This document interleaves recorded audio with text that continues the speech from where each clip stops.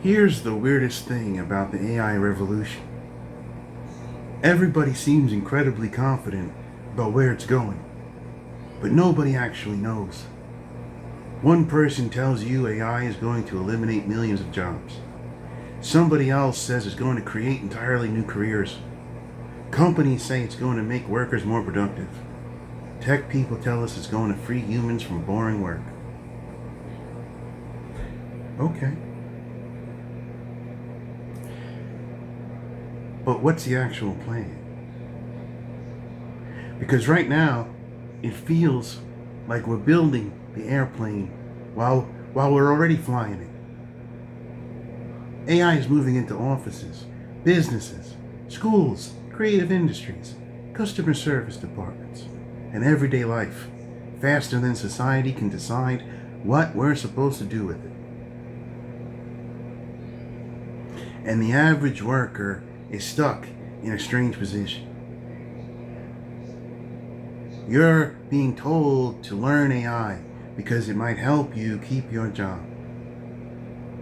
But you're also being told AI might eventually do your job. That's a pretty confusing career strategy. Imagine spending years becoming good at something. Maybe you're a graphic designer, a programmer, a writer, an accountant, a marketing professional, an administrative worker. You finally understand your industry. Then suddenly a new tool appears.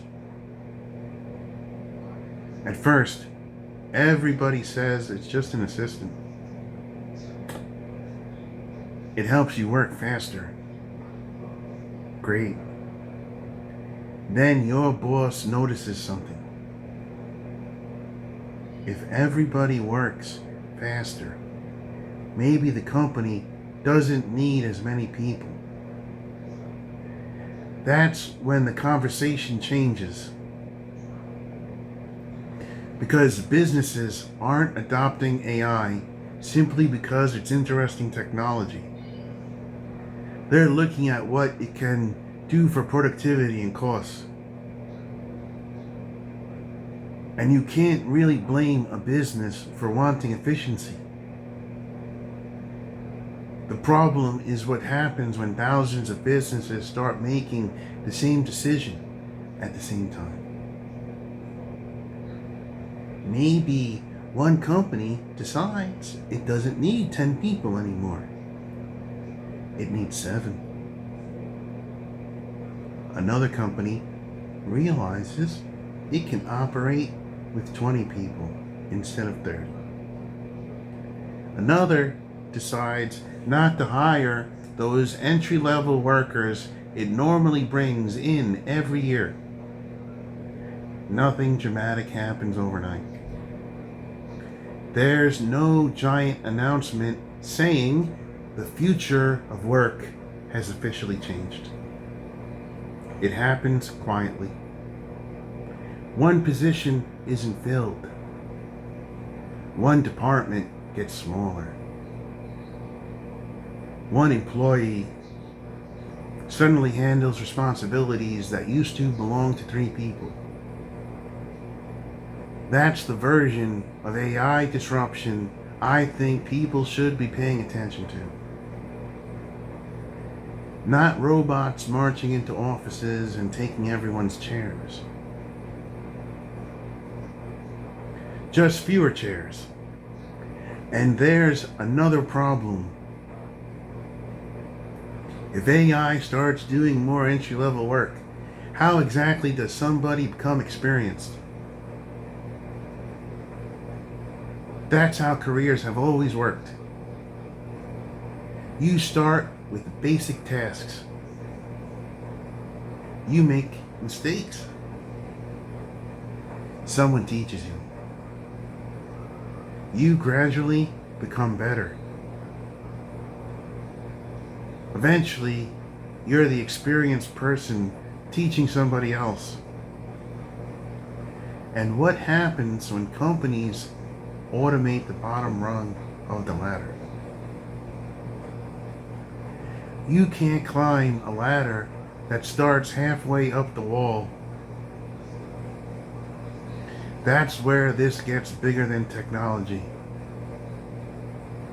We're going to have to rethink what education is for, what skills matter, and how people enter professions, and maybe even what a normal career looks like.